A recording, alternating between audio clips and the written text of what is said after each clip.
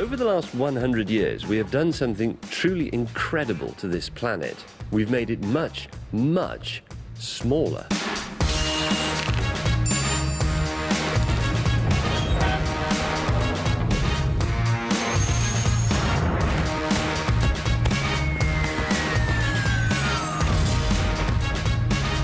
What did most to shrink the world in the 20th century? The aeroplane? And we're off. Was it the car? I've just forgotten what everything does. Hold on. Or was it television? Is that your final answer? Well, let's see.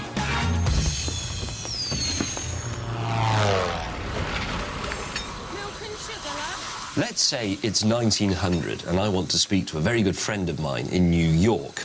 Well, I can't pick the telephone up because there isn't one yet. Thank you very much. In fact, the only way of getting a message to him quickly is by Morse code. But what if I actually want to speak to him? I now have no choice but actually to go to New York. And that was going to be tricky because obviously there were no aeroplanes flying the Atlantic yet. Probably I'd just give up at that. In fact, millions of people did. The world was just far, far too big, so they stayed at home. But that wasn't going to last. Because in 1919, these two places suddenly became a lot closer together when a couple of British blokes got their hands on one of these. A Vickers Vimy, an out-of-work World War I bomber. It was not much more than a piece of old military surplus, but this is how long-haul travel began. On a cold evening in Newfoundland in June 1919, two British chaps, and they really were British chaps, John Alcock, Arthur Whitten Brown, set out to attempt something that had so far never been achieved, a non-stop crossing of the Atlantic Ocean in an aeroplane. More specifically, in that aeroplane. Look at it. This is a replica Vimy, but a faithful one. And the prospect of flying anywhere in it is pretty terrifying. For a start, you have to sit outside, and Alcock and Brown faced 2,000 miles of freezing ocean. But they were prepared for anything. They had a couple of ham sandwiches and a flask of OXO broth. It is said that fortune favours the brave, and as it happens, Alcock and Brown realised that they could make a bob or two out of this great adventure, because the Daily Mail newspaper had put up a prize equal to about £1.5 million in today's money for the first people to make the crossing successfully. And by the time Alcock here and Brown were fuelling up their aeroplane, the competition had already been running for 6 years, and quite a few people had already fallen into the drink. But they didn't let that put them off, because they were men and they were British. And to be honest, they were a bit hard up. After struggling for nearly 16 hours to remain in the air, Alcock and Brown landed in Ireland on the 15th of June 1919. It wasn't exactly a textbook landing, but any landing you walk away from is a good one. Transatlantic flight in an aeroplane was now a reality. But many thought the aeroplane was not the best way to fly. It faced competition from a monster which had been commanding the skies since the start of the century. A monster that lived here, the airship. In the 20s and 30s, Cardington in Bedfordshire was home to Britain's airship industry. But to be honest, our best efforts had always lagged behind Germany's Zeppelins. And the greatest Zeppelin of them all was the Hindenburg. As late as 1937, it was regularly taking passengers between Germany and New York. Indeed, Zeppelins might still be shrinking the world today had it not been for one fatal flaw, the hydrogen that held them up. There is my balloon full of hydrogen. This is a crossbow, and that is a fiery bolt, or it will be in a second. Hang on.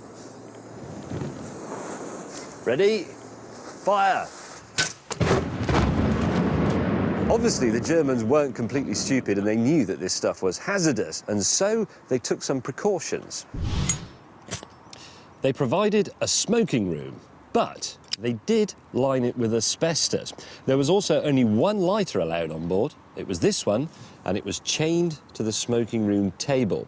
Also, they used garlic to odorise the gas in the envelope of the airship itself, so that if it leaked, people would smell it. And the big advantage of this was that it meant there was no garlic bread on the menu.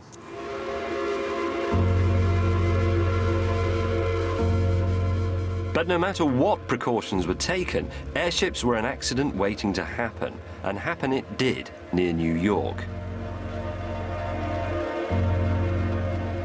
A spark set fire to the largest balloon of hydrogen ever filled, and newsreels captured the event.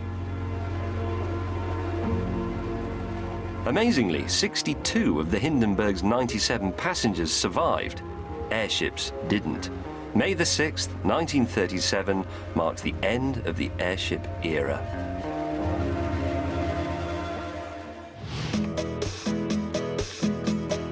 Aeroplanes alone would now own the sky. Aeroplanes like the de Havilland Dragon Rapide. Now, this 1930s aeroplane may have been made out of fabric and wood, but the concept behind it was cutting edge. If you want to know where the romantic mini break to Paris began, or the stag weekend in Amsterdam, well, it was in this. Scheduled, dependable, and made in their hundreds, the Rapide really was the EasyJet of the day. Except travelling in it wasn't actually that easy, and there are no jets. That'll take a while. Just be a couple of moments while we warm the engines up. Seems to me a lot of people must have got into one of these, having never been in an aeroplane before, and been absolutely terrified.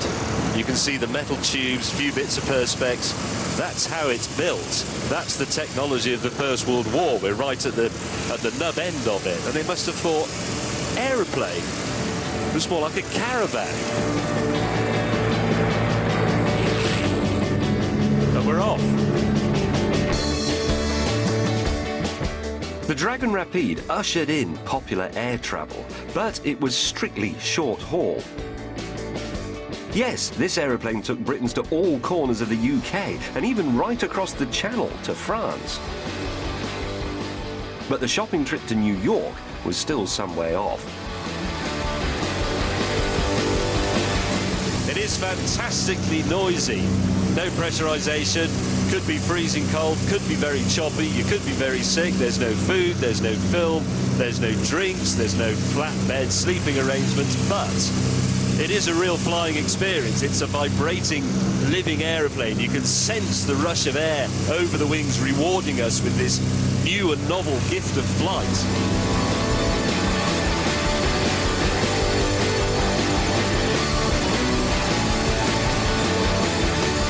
This is a traditional landing on the grass as it would have been back in the 1930s.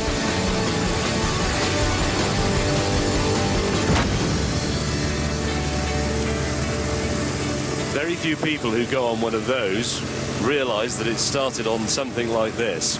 And it wasn't that long ago. There's only 35 years between them. Written into the DNA of today's 747 is the long-distance ambition of the Guiney and the market appeal of the Dragon Rapide. Now the 747 carries thousands of duty-free items and their owners across the Atlantic every single day.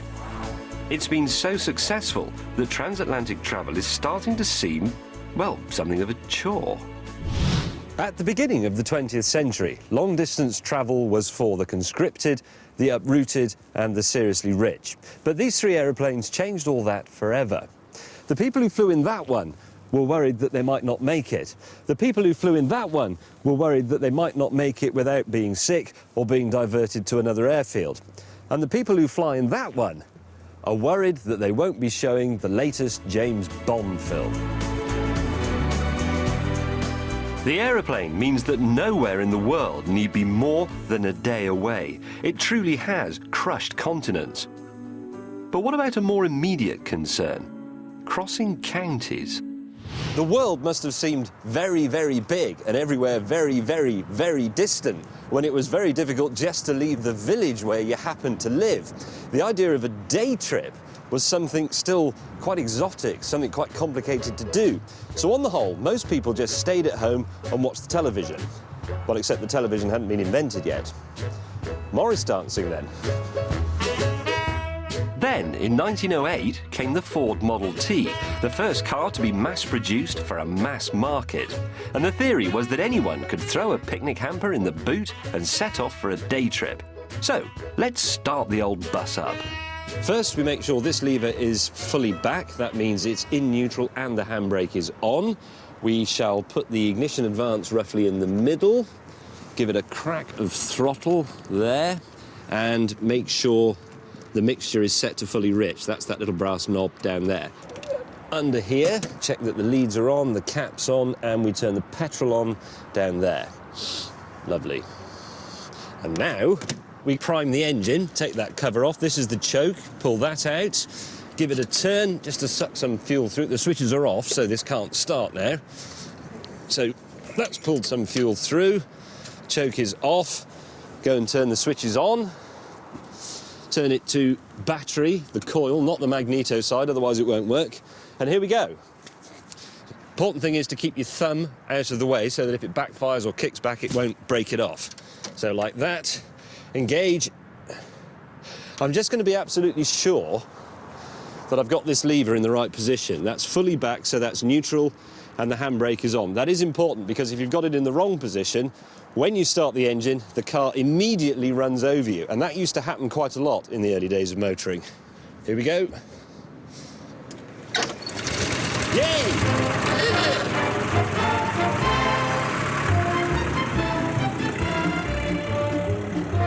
Right, now this might look quite slow and dignified and Edwardian, but it's not quite as easy as it looks because there is some control confusion.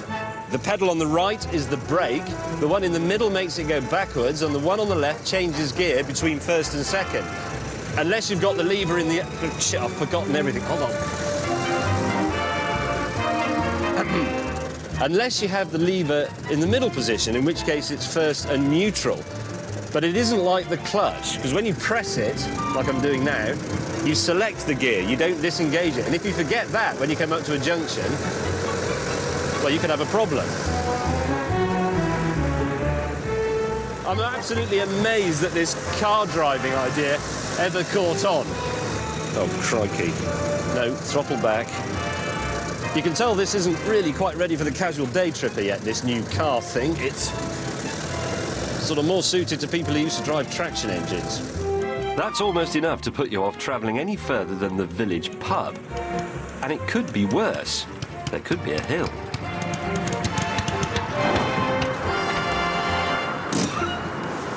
The problem is that the fuel tank is underneath the seat. It feeds the engine by gravity through a small pipe in one corner down there somewhere. So when you get to a hill and you're slightly low on petrol, as I am now, it all sloshes into the back, it doesn't go down the hole, and the engine cuts out. So the only solution is to turn the car around, restart the engine, and reverse up the hill. Actually, I can't be bothered. The hassle-free day trip was still some way off then. But the idea that lots of us could own and run cars was starting to make sense. Personally, I think it all came good in 1962, because that's when my dad brought home one of these. You might think that the Mark I Ford Cortina of 1962 was just a boring mid-sized family car. I, on the other hand, think that it was much, much more than that. I think that for the average British family back then, this car specifically, was a ticket to ride.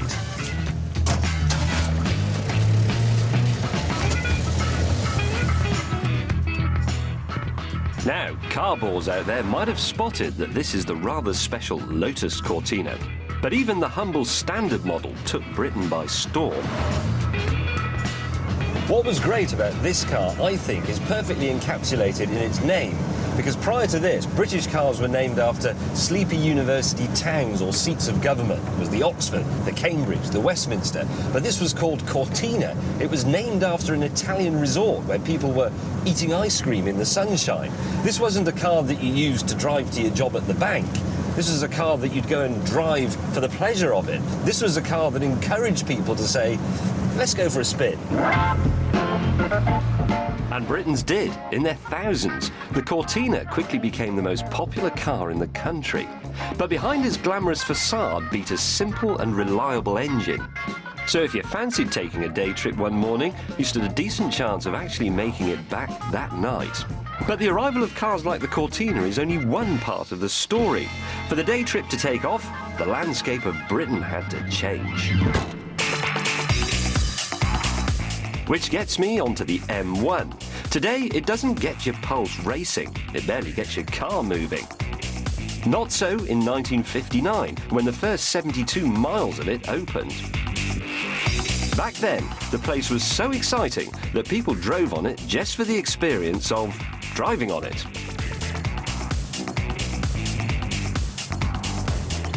And in the beginning, there was one aspect of motorway driving which was particularly thrilling. It's just a pity I was too young to appreciate it. The M1 was like a public drag strip. There was no speed limit. You could go as fast as you liked, and people did. And obviously that wasn't going to last, because eventually somebody tested a Le Mans racing car, an AC Cobra, on the M1 at an alleged 183 miles per hour. It even made it to the front page of the Daily Mirror. There were questions asked in the House, there was an inquiry, and the following year, the speed limit was applied. So from then on, your day tripper had to go everywhere at a maximum of 70. What a pillock. All this driving and flying was all very well, but there was another way to shrink the world. Why not bring it to us? We had a motive too, our love of gossip. I mean, for news of the latest political and sporting events. Joe? But capturing the world outside was never going to be easy. And where better than Walthamstow Dog Track to see how it was done? So this is the first news moving camera. It's not really a news, it's one of the first film cameras to actually, and they were used really to record events at that time, because actually photographic news hadn't really been invented. What you're essentially saying is they would have filmed things that they knew were going to happen. Absolutely. Coronations or main football matches, sometimes dog racing. Right. So it was just historically recording events. So if they had the idea of cinema newsreels then, there's no reason why you couldn't film news of this. It takes a little bit of time because it's quite a heavy machine, so you would have to stage that event. But it's only wood, isn't it? Yeah, that's right. It's wood and some metal. And that's the difference of today, really. That's God, the it's difference made of of pig iron. Because there's a dog race about to start. We've got about a minute before... Oh, we won't catch this race, I don't. Well, let's try. So you take it to pieces. You take the camera, and I'll take the tripod. Struth. Right, come on. Right, we'll have to get him for the second lap. Quick, quick. Come on. Just balance it a bit, I'll have a go. I'm going to roll anyway, because they're coming round that bit. Oh, it's too low. Too low? Up. No, Hang on, I'm inserting it anyway. I'll try and do it. Lift it. Oh, there we go. There's God. I've made a very, very good 15-second newsreel of that sign and the fence and your arm. Not good for spontaneous news gathering. Not so much shrink the world as shrink the camera with this one. So this is our later camera now, our newer camera. There you go. Ah. Oh, that looks more like... Oh, God, it's still quite heavy. That's right. But it does have a handle. This now is a clockwork version. We've got 2 clockwork mechanisms. So it's like 2 clockwork batteries. That's right, you've got 2 there. clockwork batteries. Then you've got the reflex to look through that side. So I can actually look... through. Oh, that's actually through the lens. That's right. Is this the sort of camera that made them realise that they could make news rather than just film events? Because it's portable, That's right. handheld. So has this got actual film in it? Yes, that's got 200 feet black and white film, as it would have been in the day, and you're ready to go. 2 minutes. 2 minutes. So could I try and make a short pathy newsreel about this dog race? We could try. These cameras brought news to millions in the first half of the century. But with only 200 copies of a newsreel serving around 4,500 cinemas, it could be weeks before you knew what had happened at Walthamstow. Act normally. Now, how about a shot of the winning dog and his owner? Sort of smile and look victorious. Right, I'm out of film. Thank you very much.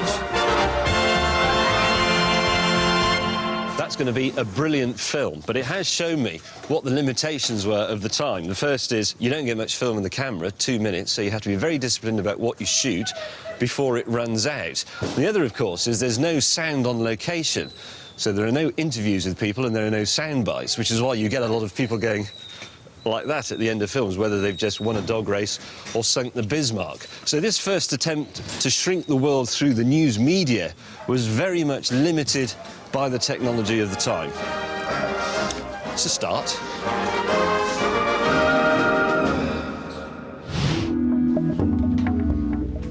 Television changed everything. It introduced the radical idea that everyone could watch the same newsreel at the same time. It's 9:30 on a Monday night, and this studio will be going on air in about an hour. But I've been given a few minutes to bring you my history of television in 3 short clips. Hugh Jones. The first television programme broadcast was in 1936. There was only one channel, but 2 completely different formats. And because no one could decide which was best, they broadcast both formats, but on alternate weeks. Vision and sound are on. The station goes on the air. One format used a mechanical spinning disc to scan and capture the image. Everyone who appeared on this format, and I haven't made this up, had to wear blue and yellow makeup just so that their faces were visible on the screen. It was no wonder then that the other system, the one which was electronic, won out. Truth be said, TV got off to a shaky start. Events didn't help either. During the biggest news event of the century, the Second World War, all TV transmitters were switched off for the duration. The screens just went blank, and everyone cheerfully dusted off their old wirelesses. After the war, it would take a big event, a live event, to kickstart things again. That event was a decent bit of reality television from a big house, Windsor. The Queen's coronation in 1952 was the must-see event. In just 2 months, 1 million TV sets were sold. From here on, the nation was hooked on watching the world through the box in the corner. And with television's technological advances came a great variety of new programmes to watch.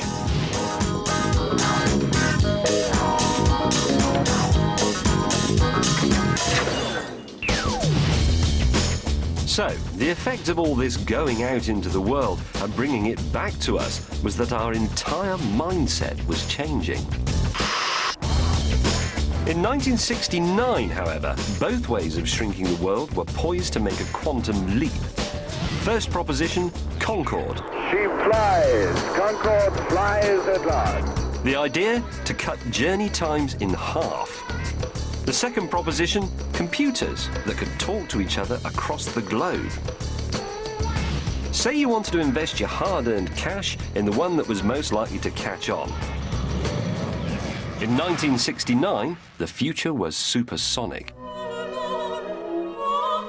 4 Rolls-Royce engines with reheat deliver enough thrust to take this aeroplane to a top speed of over Mach 2, or 1,350 miles per hour. And it flies at an altitude of 60,000 feet, or close to the edge of space, much higher than that, and all the passengers would qualify as astronauts.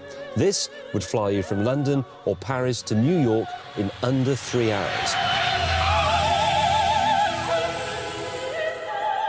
Well, sadly, not anymore. Concorde's now just a history lesson on a school trip.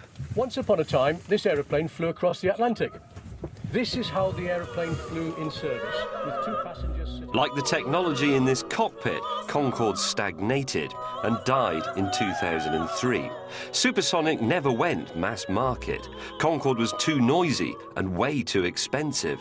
A return ticket cost around £6,000. Yes, time was money, but not that much money. So what about our other proposition? Well, back in 1969, computers spent their time performing calculations of mind-numbing tedium. OK, and maybe they played the odd game of chess, but on the whole, they led lonely, insular lives. But within a few months of Concorde's first flight, something remarkable happened. On the 29th of October 1969, at the University College of Los Angeles, a computer specialist typed the words log in into his machine.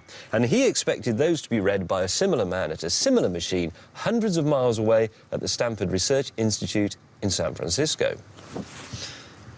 The experiment didn't actually go that well. By the time the Stanford computer had lumbered its way through to the G of log, it had crashed. But actually that wasn't important. It wasn't what was said that mattered. What mattered was that one computer had spoken to another one remotely. I even have here a copy of the handwritten record of the event. Here you can see it says 22:30, talk to SRI, the Stanford Research Institute, host to host.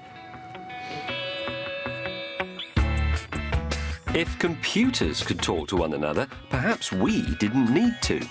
Potentially, these jumped-up abacuses could chat non-stop about anything and everything, but only if we could find a way to carry such a massive amount of information. This problem of bandwidth dogged communication for the first 3/4 of the 20th century. In 1900, there were means of sending a message over a long distance, but they were all distinctly narrowband. There was, for example, the homing pigeon, like this fella here. Very, very fast, up to 100 miles an hour with a decent tailwind, but your message was restricted to whatever you could fit on a small piece of paper like that. Off you go, mate. There was a transatlantic telegraph cable for the stuff, but that would only handle 2 words a minute. The first transatlantic telephone cable would handle 36 phone lines, that's all. And they're all busy. The solution to the problem lay in light. Light straight out of the world of science fiction. Laser light. Lasers are great fun, but more importantly, they can also be switched on and off millions of times a second to carry a stream of digital data. Trouble is, they have a habit of going in straight lines. But put them in a glass fibre and you can steer them wherever you like. Round bends, across continents, all over the world. Just one optical fibre can carry 6 million telephone calls at once. So you can see how this disco light is responsible for a revolution. We can run a business in India from a sofa in Slough, find a soulmate in South Africa, invest in a villa in Cyprus, or watch home videos of total strangers as if they were our best mates. Maybe we should get out more. Here's a thought. Don't you think it's weird that when it comes to shrinking the world, this piece of glorified bunting has completely triumphed over that magnificent supersonic airliner? It seems to me we spent the first 3/4 of the 20th century going out into the world, trying to see more and more of it. And then in the last few decades, we've realised that actually we can bring quite a lot of it to us down this optical string thing. And is that necessarily a good thing, I was going to say, but I've left my phone on. I'm really sorry. So that's really unprofessional. Hello. Hello, buddy. Now, that is ironic. I've just been talking to this film crew about shrinking the world, and here you are ringing me from the other side of it. What time is it there, anyway? Well, good morning from dark Britain. For a free hands-on activity pack from the Open University, simply phone 0870 900 0352, or you can log on to open2.net. Next, I get to grips with the job I really wanted as a child, to be an astronaut.